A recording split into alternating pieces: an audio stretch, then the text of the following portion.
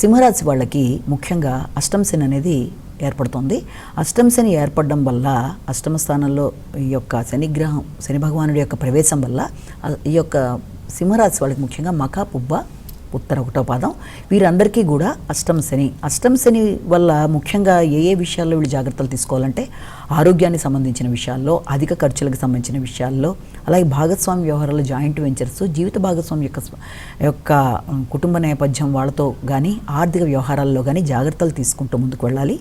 ఆహార స్వీకరణ విషయంలోనూ ఆర్థిక సంబంధమైన విషయాల్లో కూడా తగిన విధంగా ప్రణాళికాపరంగా ముందుకు వెళ్ళాలి. అలాగే అపార్థాలకి అవకాశం రాకుండా జాగ్రత్త పడాలి. అంటే ఎక్కడ ఎప్పుడు ఎలా మాట్లాడాలో అలా మాట్లాడడం కూడా చాలా అవసరం. కొన్నిసార్లు మాట్లాడకపోవడం వల్ల కూడా సమస్యలు ఎదురవుతాయి కనుక మాట్లాడే విషయంలో జాగ్రత్తలు తీసుకుంటూ ఒకటి ముందుకు వెళ్ళాలి. అలాగే ఆరోగ్య విషయంలో తగిన విధంగా శ్రద్ధ తీసుకుంటూ ముందుకు వెళ్ళాలి. ఇక దాంతోపాటుగా వృత్తికి సంబంధించిన విషయంలో ఎక్కువ స్ట్రెస్ అనేది ఏర్పడుతుంది. ఎంత కష్టపడ్డా తగిన విధంగా మనకి ఫలితం రావటం లేదు, ఇంకా ఎంతో ఎదగవలసిన వాడిని ఇంకా ఇక్కడే ఉన్నాను, నాకు బదులు మిగిలిన వాళ్ళు ఇలా ఎదుగుతున్నారు, రకరకాలుగా మెంటల్గా వృత్తిపరమైన విషయాల్లో కొంచెం స్ట్రెస్ అనేది కూడా ఉంటుంది.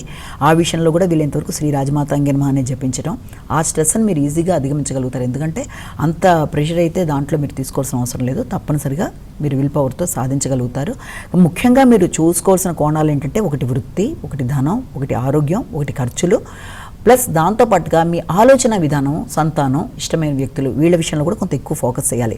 ఎందుకంటే ఇష్టపడిన వ్యక్తులతో అభిప్రాయ భేదాలు రాకుండా ఉండాలి. కొన్నిసార్లు సంతానం విషయంలో కూడా మీ ఆలోచనలు వాళ్ళ ఆలోచనలు పొసకపోవడం వల్ల అపార్థాలు రాకుండా జాగ్రత్తలు వహించాలి. మంచిగా అండర్స్టాండింగ్ లెవెల్స్ పెంచుకునే విధంగా మాట్లాడుకోవాలి.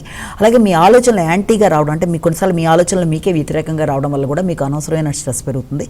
ఇలాంటి వాటన్నింటినీ అధిగమిస్తూ డిప్రెషన్లోకి వెళ్లకుండా ఆరోగ్యం మీద శ్రద్ధ తీసుకుంటూ ఖర్చులను నియంత్రించుకుంటూ ఎప్పుడు మాట్లాడాలో అప్పుడు మాట్లాడుతూ మాట్లాడాల్సిన టైం అది వదిలేసుకోకుని ఉండటం వల్ల అపార్థాలు రాకుండా జాగ్రత్తలు పడుతూ వృత్తి విషయంలో శ్రీరాజమాతాంగే నమః, ఆరోగ్య విషయంలో క్రీమచ్యుతానంత గోవింద, అలాగే సంతానం యొక్క అభిప్రాయ భేదాలు రాకుండా వారితో మీరు అన్ని విధాలు ముందుకెళ్ళడానికి చేసే ప్రయత్నాలన్నీ కూడా చక్కగా ఉంటూ ముందుకు వెళ్ళినట్లయితే, అలాగే జాతకంలో కనుక శని బలం బాగున్నా, శనిగ్రహం ఉండే స్థానంలో ఉన్నా, అలాగే మీ యొక్క జన్మజాతకంలో కూడా నడిచే దశలు బాగున్నప్పుడు వీటి యొక్క ప్రెషర్ అంతగా ఉండదు.